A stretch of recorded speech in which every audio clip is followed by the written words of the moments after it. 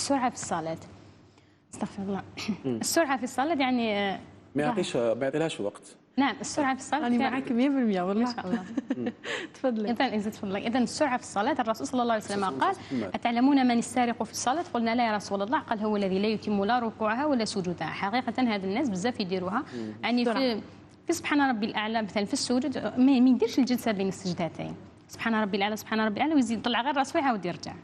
حتى تاع الركوع. نعم. حتى تاع الركوع بعد ما يرفع من الركوع مباشرة سمع الله لمن حمده يعاود يهبط. بارك الله. النبي صلى الله عليه وسلم نهى على الأمر، لازم حتى يستوي ظهرك، عظامك تستوي كلها، توقف الوقفة المليحة هذيك باش طمأنينة والسكون. لأنه الرسول صلى الله عليه وسلم قال لهذاك الراجل اللي كان يسرع هكذا، قال له: اجلس حتى تطمئن جالسا، واركع حتى تطمئن راكعا، واسجد حتى تطمئن ساجدا. يعني كل الجوارح تاعك تكون ساكنة وما تسرعش ابدا في الصلاه، لانه هذا اركان من اركان الصلاه، خاصه الجلسه بين السجدتين هي ركن من اركان الصلاه، ما يلزمش يكون لازم نجلسوها. صح.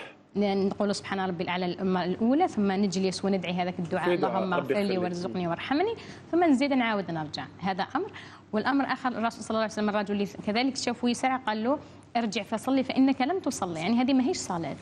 الصلاة هذه المسرعة ما هيش أبدا صلاة.